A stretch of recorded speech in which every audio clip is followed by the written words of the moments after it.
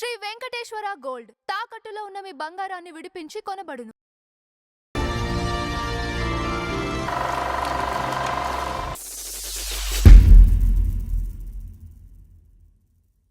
నమస్కారం నందవరచంద్ర గారు. నమస్కారం అంజబాబు గారు. సార్ ఈరోజు మన ఫ్లాష్ బ్యాక్లో అలనాటి ఆర్టిస్టు బొడ్డపాటి కృష్ణారావు గారి గురించి మాట్లాడుకుందాం. ఏంటి సార్ అందరూ కూడా పేరున్న వాళ్ళనే చెప్పమంటారు, పేరున్న వాళ్ళ గురించి ప్రస్తావించమంటారు, డబ్బున్న వాళ్ళ గురించే మాట్లాడమంటారు. కానీ మీరేంటి అలనాటి వాళ్ళ గురించి అడుగుతున్నారు? అదే మీ ఛానల్ గొప్పతనం. థ్యాంక్స్, అది చెప్దామని నేను. ఎందుకంటేనండి ఫ్లాష్ బ్యాక్ లో అలాంటి వాళ్ళని మనం ఎందుకంటే మరుగున పడిపోయే వాళ్ళని గుర్తు చేయడం వల్ల చూసారా, అది మీ ఛానల్కి బ్లెస్సింగ్స్ కూడా నా ఉద్దేశంలో. ఇంచేతంటే నక్షత్రాలు చాలా ఉంటాయి కానీ కొన్నే కనపడతాయి ఈ జనాలకి. అవునవును. ఇంచేతంటే ఎవరు ఫామ్లో ఉంటే వాళ్ళు కనపడతారు, కానీ మరుగున పడ్డ నక్షత్రాలు చాలా ఉంటాయి. అలాంటి వాటిలో బొడ్డపాటి గారు ఒకళ్ళు. బొడ్డపాటి గారి గురించి చెప్పాలంటే మాయాబజార్ సినిమా చూడని వాళ్ళు లేరు. దాదాపుగా అన్ని తరాలు చూసిన వాళ్ళు ఉంటారు కదండి. అందులో ఈ లక్ష్మణ కుమారుని తీసుకుని శకుని, దుర్యోధనుడు వీళ్ళందరూ వస్తారు శశిరేఖను పెళ్లి చేసుకోవడానికి. ఏమండి కృష్ణుగా తెలియకుండా వచ్చి వాళ్లే ముహూర్తం పెట్టుకొస్తారు. అప్పుడు వీళ్ళు ముహూర్తం పెట్టుకొచ్చారు కదా, వీళ్ళు యాదవ తరపున ముహూర్తం పెట్టడానికి ఒక పురోహితుడు ఉంటాడు. ఆయన శంకుతీర్థుల వారు. ఆయన బొడ్డపాటి గారు. శంకుతీర్థుల వారు పక్కన వంగర వెంకట సుబ్బయ్య గారు కూడా ఉంటారు. ఆయన ఇద్దరు పురోహితులు ఉంటారు. ఇక్కడేమో ఇద్దరు వేరే వాళ్ళు అల్లు రంగులంగాను ఇంకొకళ్ళు ఉంటారు ఇక్కడ. వాళ్ళు ముహూర్తం పెట్టిన తర్వాత శంకుతీర్థుల వారి ముహూర్తం చూసి ఈ ముహూర్తంలో భార్యాభర్తలు కలిసి ఉండే యోగం లేదని చెప్తాడు. ఎవరు? శంకుతీర్థుల వారు. అదేంటి అలా అంటారు మీరు, మేము బాగా ఇచ్చేసుకొచ్చామని చెప్పి శకుని దబాయించేస్తాడు ఆయన్ని. ఆ దబాయించేస్తే ఇచ్చేస్తాడు. కృష్ణుడికి తెలుసు, అది కృష్ణుడికి తెలుసు ఆ జాతకం అంటే ఏంటో. ఆ శంకుతీర్థుల వారు బొడ్డపాటి గారు, కృష్ణారావు గారు. అంటే ఇంకోటి అదొకే ఈ మన సోషల్ రాముడు భీముడులో చెప్తా క్యాచ్ చేయొచ్చు. రాముడు భీముడులో సర్వర్గా చేశాడు ఆయన. రాముడు భీముడులో సర్వర్ ఎలాగంటే భీముడు వస్తాడు, ముందు వచ్చి కూర్చుంటాడు, డబ్బులు లేవు ఆయన దగ్గర, ఏం చేయాలని ఆలోచిస్తాడు. ఈయన వస్తాడు, ఏం కావాలంటాడు, 4 దోశ, 4 ప్లేట్ ఇడ్లీ, చట్నీ, సాంబారు, ఇవన్నీ చెప్తాడు వరుసగా. ఒక్కసారి అలా చూస్తాడు ఆయన, ఇంతే హైట్ ఉంటాడు ఆయన. చూసి లోపలికి వెళ్తాడు. లోపలికి వెళ్ళిన తర్వాత మొత్తం తినేస్తాడు. తినేసిన తర్వాత డబ్బులు లేవు. డబ్బులు ఉంటే జనాలు 4 క్యాష్ బాక్స్ దగ్గరికి వెళ్తేటప్పటికి ఈయన తప్పించుకుని వెళ్ళిపోతాడు భీముడు. ఇప్పుడు రాముడు వస్తాడు, ఇంట్లోంచి వచ్చేస్తాడు. రాముడు వచ్చి ఇక్కడ కూర్చుంటాడు. కూర్చుని ఆయన క్యారెక్టరైజేషన్లోనే డైరెక్టర్ గొప్పతనం ఒకటి ఉంటుంది. వచ్చి రాగానే ఇతనేమో హడావిడి కదా, రాముడు రాగానే ఆ ఎంగిల్ ప్లేట్లు ఉంటాయి ముందు అతను తిన్నాయి, అవి తీసి పక్కన పెడతాడు. That itself a characterisation, director గొప్పతనం. అంటే ఇవన్నీ మనం చెప్పుకోవాల్సింది, ఎందుకంటే ఎవరికైనా కొన్ని విషయాల్లో మనకు తెలుస్తుందని చెప్తున్నాం. ఆయన క్యారెక్టరైజేషన్ కోసం అలా ఎక్స్ప్లాయిట్ చేయడానికి తన ముందున్న ఇది. అదే భీముడు అనుకోండి, ఇట్రా ప్లేట్లీ అంట అనేవాడు. ఇతను అలా తీసేస్తాడు. తర్వాత ఈయన వస్తాడు, ఇంకా అంటాడు ఆయన. ఈ ప్లేట్లన్నీ ఆయనే తిన్నా అనుకుంటున్నాడు. 2 ఇడ్లీ అంటాడు ఈయన అమాయకంగా. మళ్ళీ మొదలుకు వచ్చావు అంటాడు ఆయన బొడ్డపాటి గారు. ఇప్పుడే వచ్చా అంటాడు ఈయన. ఆ బొడ్డపాటి గారే ఈ బొడ్డపాటి కృష్ణారావు గారు. మీరు అడిగిన కృష్ణారావు గారు మీ ఊరు. ఏమండి ఇలాంటి వాళ్ళ గురించి చెప్పుకునేటప్పుడు అండి చాలా ఆనందంగా కూడా ఉంటుంది. ఎందుకంటే అండి వీళ్ళు తృప్తితోటి కళ కోసమే బతికిన వాళ్ళండి, డబ్బుల కోసం కాదు.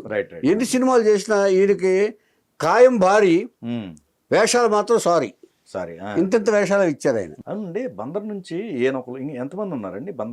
చాలా మంది. కమలాకర్ కామేశ్వరరావు గారు బందరే, పింగళ నాగేంద్రరావు గారు బందరే, ఇంకా ఇలా ఉన్నారండి. కృష్ణా జిల్లా మొత్తం కృష్ణా జిల్లా వచ్చారు అండి. వేద పండితుడు ఈయన, వేదాలు చదువుకున్నాడు.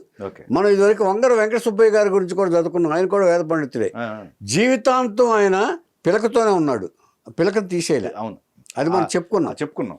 క్యారెక్టర్ వస్తే కూడా దానికి ఏదో చేసి. ఇప్పుడు ఈ వంగర వెంకట సుబ్బయ్య బొడ్డపాటి గారు కలిసి మాయాబజార్లో చేశారు. ఇప్పుడు అది గుర్తుపెట్టుకోవచ్చు. ఏమండి అయిన తర్వాత ఆయన స్కూల్లో మాస్టర్గా, ఎలిమెంటరీ స్కూల్లో మాస్టర్, తొలిసాగపతి. ఎలిమెంటరీ స్కూల్ మాట అయినా నాటకాల్లో వేసేవాళ్ళు. ఈయన భారీ శరీరం 4 అడుగులు ఎత్తు పెద్దగా లేదండి. అంచేత కామెడీగా ఉంటుందని వేషాలకు తీసుకెళ్ళి ఈయన్ని టీచర్ గారిని వేషాలు వేయించేవాళ్ళు. వేషాలు వేయించి నాటకాల్లో వేషాలు వేయించిన తర్వాత ఈయనకి హాస్యముని అని బిరుదు కూడా ఇచ్చారు. హాస్యముని ఓకే నాటకాల్లో. ఆ తర్వాత మీరు ఇక్కడ ఎందుకు మాస్టారు, మీలాంటి వాళ్ళు అక్కడ ఉంటే ఇప్పుడు అప్పట్లో పౌరాణికాలు ఎక్కువ ఇది కదండి, చాలా పౌరాణికాలు సినిమాలు సినిమాలతోనే స్టార్ట్ అయింది మనది. భక్త ప్రహ్లాద్తో మన సినిమా పరిశ్రమ. ఏమండి మద్రాసు వెళ్ళారు. మద్రాసు వెళ్ళిన తర్వాత ఆయన పాపం గొడుగు వేసుకుని, చిన్న గొడుగు ఎలా ఉండాలో, ఒక పేద బ్రాహ్మణుడు ఎలా ఉండాలో అలా ఉంటూ ఆయన అలా వేసుకుని నడుచుకుంటూనే ఆఫీసులందరికి వెళ్ళి వేషాల కోసం తిరిగాడు ఆయన. ఎవరు ఇచ్చేవాడు కదండి, ఏదో ఇస్తే చిన్న వేషం ఇచ్చేసి డబ్బులు కూడా ఎక్కువ ఇచ్చేవాళ్ళు కాదు. ఈయన టీచర్ అని తెలుసుకున్న తర్వాత ఎన్టీ రామారావు గారు మళ్ళీ వచ్చాం. ఎన్టీ రామారావు గారు పిలిచి, మాస్టారు ఆయన చూడండి, ఆయన వచ్చి మీరు మాస్టర్ అంట కదా, ఒకసారి వచ్చి మా పిల్లలకి తెలుగు చెప్పండి, మా ఈ స్కూల్స్లో చదువుతున్నారు కదా అని వచ్చారు. పొద్దున్నే వెళ్ళిపోయి 6 గంటలకు వెళ్ళిపోయి పిల్లల 7 గంటలకి ట్యూషన్ చెప్పి 9 గంటల కాల్ షీట్కి షూటింగ్కి వెళ్ళిపోయాడు. అలాంటి జీవితాన్ని గడిపాడు ఆయన. ఎన్టీ రామారావు గారు బొట్టపాటి గారు లేకుండా సినిమా అనేది తీయలే. రామారావు గారు ప్రతి చోట లింక్ ఉన్నారండి. అది చెప్తాను నేను. ఏమండి తర్వాత ఈయన ఒక సినిమాలో హీరో వేషం వేశాడు. అవకాశం వచ్చింది. హీరో ఫుల్గా ఇంతే హైట్ ఆయన, ఇలా ఖాయం. ఆయన చూస్తే మీకు అర్థం అవుతుంది బొడ్డపాటి గారు అంటే. బొడ్డపాటి గారే, బొండాలాగానే ఉంటారు ఆయన. ఏమండి ఆ వేషం వేశాడు ఆయన. వేషం వేసినా కూడా ఎవరు గుర్తించా. అంటే అది సక్సెస్ కాదండి, సక్సెస్ కానీ హీరోగా ఎవరు గుర్తించలా. ఎందుకని చెప్పండి? ఏమన్నా రాజకీయాల విఘ్నేశ్వరుడు వేషం. మరి ఇంకే ఈయన చెప్తున్నాడు ఆయన ఎక్కడండి, ఎక్కడ కనపట్లేదు మీ పొట్ట తప్ప. అలాగా ఒక వేషం ఆయనకి పనికొచ్చే వేషం ఆయన దొరికింది హీరోగా. సినిమా మొత్తం ఉంటాడు ఆయన. బొట్టపాటి గారే తెలియదు.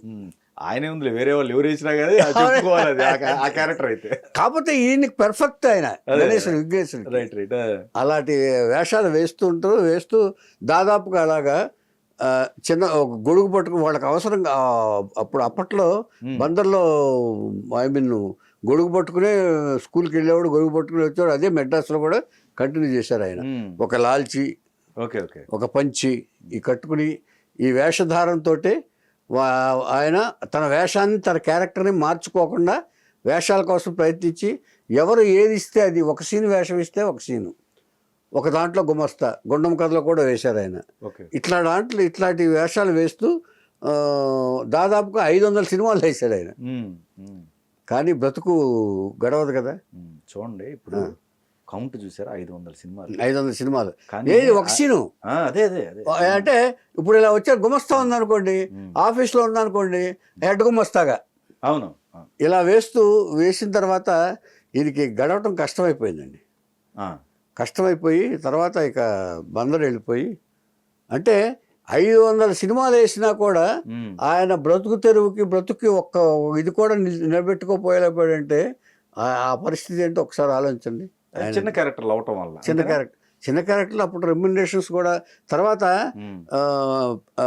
పిట్టను కొట్ట పొయ్యిలో పెట్ట అన్నట్టుగా తెచ్చుకోవటం తింటాం ఇట్లాగా గడుపుతూ బందరు వెళ్ళిపోయి అవసాన దశలో ఆయన ఒక 75 సంవత్సరాలకు ఎక్కడికో వరకు ఆయన మరణించాడు. ఆయన ఆర్థిక ఇబ్బందులతో కొంచెం. కాకపోతే ఏంటంటే ఆయన ఇది కాబట్టి అక్కడ అందరూ హెల్ప్ చేశారు బాగా. బందర్లో టీచర్గా పనిచేశారు కాబట్టి హెల్ప్ చేశారు. అలా అయిపోయారు. ఏమండి అలాగా బొట్టపాటి గారు లాంటి ఆర్టిస్టులు ఇంకా ఎంతోమంది ఉన్నారు.